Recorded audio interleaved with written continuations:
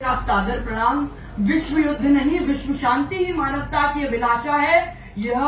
वर्तमान स्थिति में बढ़िया ही उपयुक्त विषय है, प्रासंगिक विचार है। और इस विचार को साझा करने से पहले और एक निर्णय पर पहुंचने से पहले मैं पूरे सदन को कुछ आंकड़ों से अवगत कराना चाहूंगा कि ईसा से 7 से 9,000 वर्ष पूर्व त्रेता युग में श्री राम रावण युद्ध हुआ, द्वापर युग में महाभारत का युद्ध हुआ, कलयुग में प्रथम विश्व युद्ध हुआ जिसमें करीब 1.5 करोड़ लोगों ने अपनी जान गंवाई, द्वितीय विश्व युद्ध में करीब 7 करोड़ लोगों ने अपनी जान गंवाई और हिरोशिमा और नागासाकी में जो परमाणु बम गिराए उससे आज तक, गौर कीजिएगा इस बात को, आज तक अपाहिज बच्चे पैदा हो रहे हैं। महोदय, विश्व स्वास्थ्य संगठन की एक रिपोर्ट से हमें पता लगता है कि रशिया और यूक्रेन में जो युद्ध हुआ है उसमें करीब 7 लाख लोगों ने अपनी जान गंवाई है। इजराइल और ईरान में करीब 66,000 लोगों ने अपनी जान गंवाई है। और महोदय, आपको एक बात बता दूं कि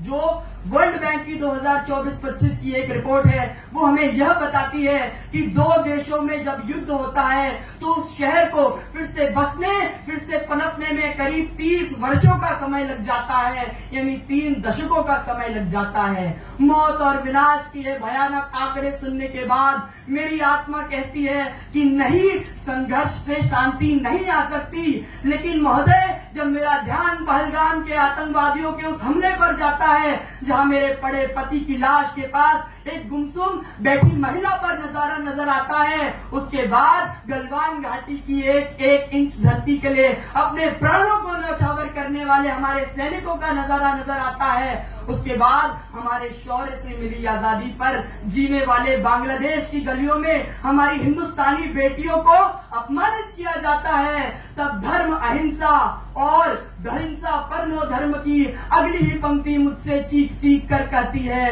कि धर्म अहिंसा तदेव च, अर्थात जहां धर्म है, जहां मानवता है, जहां न्याय है, वही शांति है। और यदि उस शांति के लिए मुझे शस्त्र उठाकर रणभूमि में शत्रुओं का नाश भी करना पड़े तो करो, क्योंकि यही मानवता के लिए जरूरी है। महोदय, लेकिन जब शांति के लिए हम प्रयास करते हैं, लाखों प्रयास विफल हो जाते हैं, तब मुझे रामचरितमानस की एक चौपाई याद आती है कि विनय न मानत जलि दिजड़, गए 3 दिन बीती, बोले राम सकोब तब, भय बिनु होई न प्रीति। ऐसी विकट स्थिति में केवल और केवल युद्ध की ही संभावनाएं पैदा होती हैं, लेकिन फिर भी मेरा ध्यान और मेरी आत्मा विश्व शांति की ओर ही देखती है, क्योंकि स्वयं भगवान श्री कृष्ण ने भी यही उपदेश दिया था कि शांति का कोई विकल्प नहीं है। क्योंकि महोदय, शांति एक आवश्यकता नहीं बल्कि जियो और जीने दो की बुनियाद है, विकास की नींव है और भविष्य का आधार है। और इस विषय पर मेरा चिंतन भी यही रहेगा कि अगर हमें शांति चाहिए तो विश्व की सबसे बड़ी शक्तियां जैसे रूस, Ukraine, Bharat, Pakistan, America, China, NATO संगठन अगर एक मंच पर आ जाए सहयोग, समन्वय और मानवता से, और निज हित को छोड़कर, हथियारों की प्रतिस्पर्धा को छोड़कर आतंकवाद, समाजवाद, पूंजीवाद जैसे